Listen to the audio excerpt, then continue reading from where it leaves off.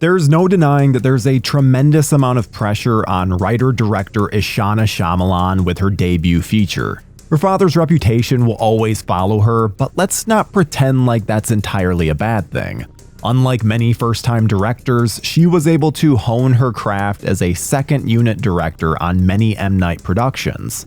This allowed her to skip some of the steps common for most young filmmakers and avoid easy trappings. If there's one thing that's clear after experiencing The Watchers, we most definitely have two Shyamalans out in the world, for better or worse.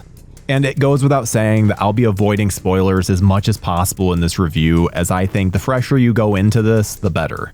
The Watchers follows Mina as she gets lost in the forest and discovers a building harboring 3 others called the Coop. They claim that there's something in the forest, and if they don't obey by their rules, then the monsters will kill them. The mysterious beings can play visual tricks on them and mess with their minds, making it impossible for anyone who enters the forest to escape. Okay, there are some parallels to the Blair Witch Project, with people running around in circles, coming across the same locations repeatedly, you know. That sense of being lost is palpable, and each character has a sense of hopelessness. Having grown up before most of our eyes on screen, there's a certain familiarity when it comes to any Dakota Fanning character, and here is no exception. Mina manages to feel completely dimensional and work as a great audience surrogate. As frustrating as she can be at times, her behavior is more and more understandable as the narrative progresses. Rarely do I completely come around on a character after they make so many questionable choices, but it speaks to Fanning's performance. Barbarian's Georgina Campbell is decent as Sierra, and I'm happy to see her continue in the horror world. Olwen Fior is really starting to make a name for herself in the genre as well, and I was also really tickled to see that Darwin the Bird was actually voiced by someone. Oliver Finnegan delivers a good performance, but Daniel is a very frustrating character. One element that I absolutely loved was the rules that the 4 humans had to follow. There are certain rules that one must abide by in order to successfully survive a horror movie. I love established rules in horror films because it sets an expectation for the viewer. Follow the rules and nothing bad will happen. We're privy to the exact line that will cause chaos. So the fact that one of the characters is a perennial rule breaker means tension follows her every movement. However, the consequences for being out at night don't hit quite as hard the further the film progresses. In fact, like most horror movies, the more that's explained, the less scary everything becomes. There are some moments that could be deemed unintentionally hilarious when they're meant to be scary. Based on a book by A.M. Shine and adapted by Ishana, The Watchers is a simple narrative that gets more and more complicated as the seconds tick away. Some may call it convoluted, but I really enjoyed how it's approached. There's definitely some sloppiness present in terms of the character's decision making, but it always feels in service to the narrative. Whether it's explaining the mysterious creatures further or showing us a character trait that will pay off later, everything is done with clear intention. Shyamalan has quite the eye and doesn't go too overboard with CGI or jump scares. There's a simplicity to her camera work that I really appreciated, as every shot is filled with shadow and depth. I think, like her father's work, Ishana's The Watchers is going to be very divisive. Either you're on board for where the story goes, or you think it's stupid. I found myself in the former group and enjoyed the wacky time. There's a bit of a false ending in the film, and I was rather annoyed when it seemed like that would be how it ended, but then it caps the story off in such a satisfying way that most of my prior grievances were gone. Yes, the film ends with a twist, so if that's an element that annoys you about M. Night, then you're probably in for disappointment here. But if you're down for some fantastical silliness, there are worse ways to spend 90 minutes, which is why I give The Watchers a 6 out of 10. Now here's Jimmy O's interview with filmmaker Ishana Shyamalan and actors Dakota Fanning and Georgina Campbell.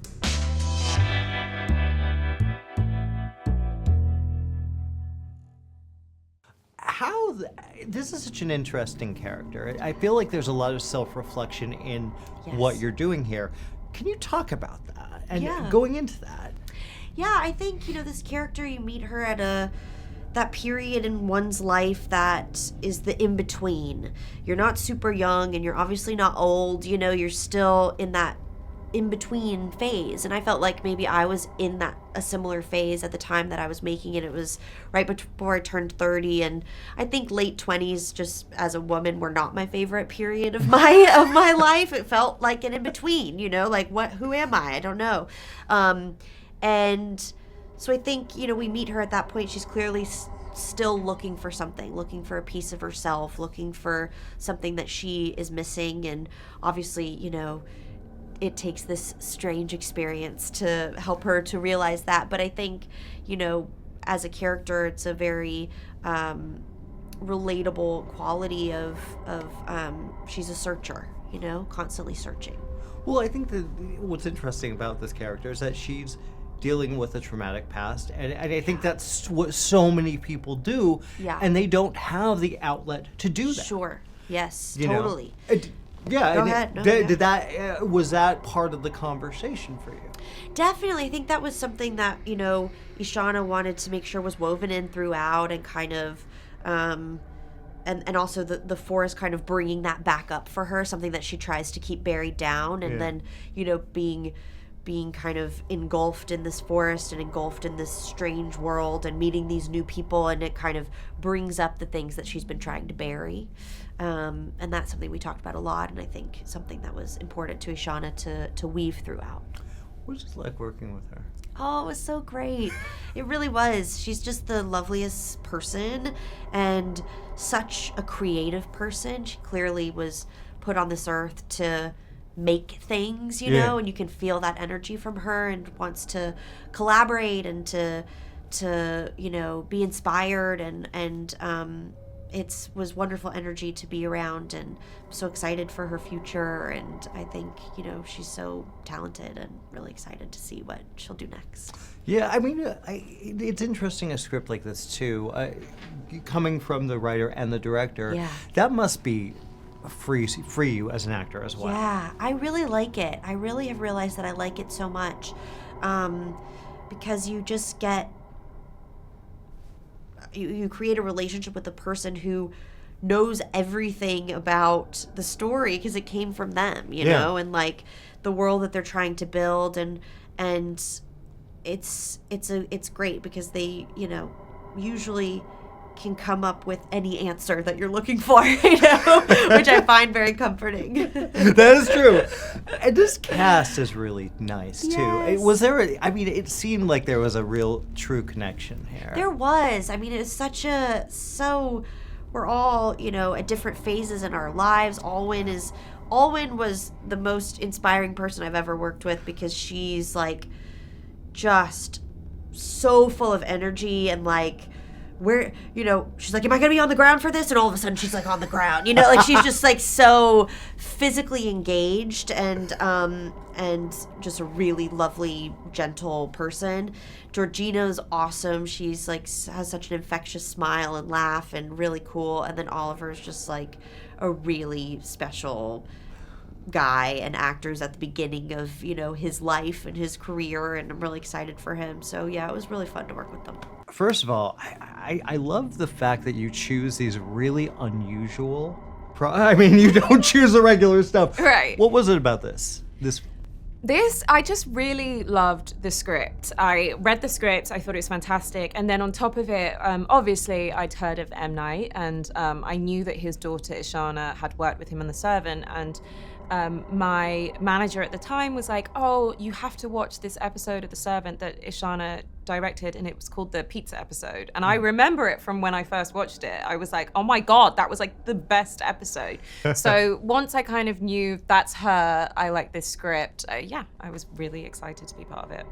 I mean, delving into a film like this, it is horror, but there's a lot of there's grief. There's a lot of layers underneath. What did you connect to with this character? I think I connected to just being in a situation and not knowing how to deal with it, which I really enjoyed, because I feel like I've done a few films around this genre, and I feel like usually I play characters that kind of like figure it out and are quite strong and can kind of push themselves forward. And I really enjoyed playing someone that doesn't necessarily have that. They are quite fragile and vulnerable and scared and trying to lean on other people to kind of get through. And I really enjoyed that because it felt very realistic to me. Sure, yeah, and there's the whole your character is kind of dealing with where's my husband, where's all this stuff going on. Yeah. Talk about this cast. This is I was talking to Dakota that there's a real genuine camaraderie here. Yeah.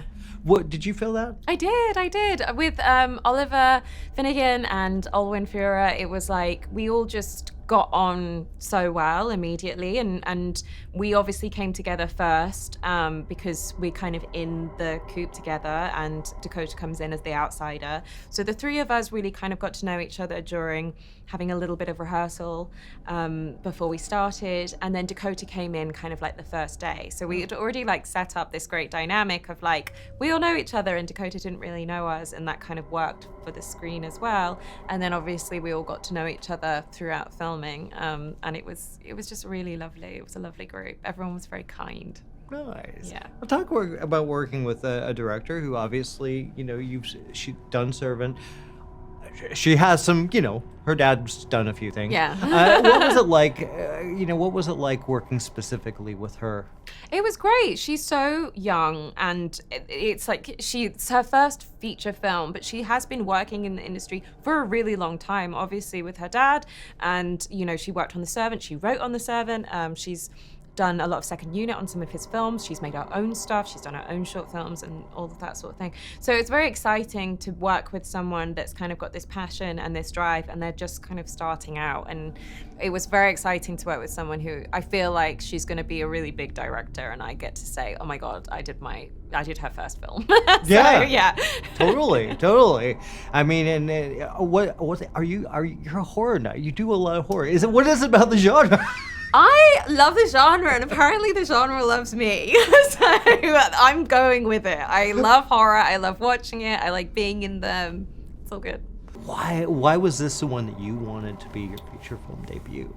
It was really just kind of came from sort of my experience as a reader. I think experiencing that book, it's so kind of wonderfully mysterious and very scary, and I just feel that the author A.M. Shine kind of masterfully created this story that keeps expanding and expanding, and it just made my mind kind of go to 1,000 different places, and I felt the visuals were so strong. So it was just really my love for the experience of reading the book. Now, what goes into that for you? Mm-hmm. What was going into finding the right beats, finding the right things to say about that novel, and putting it on screen?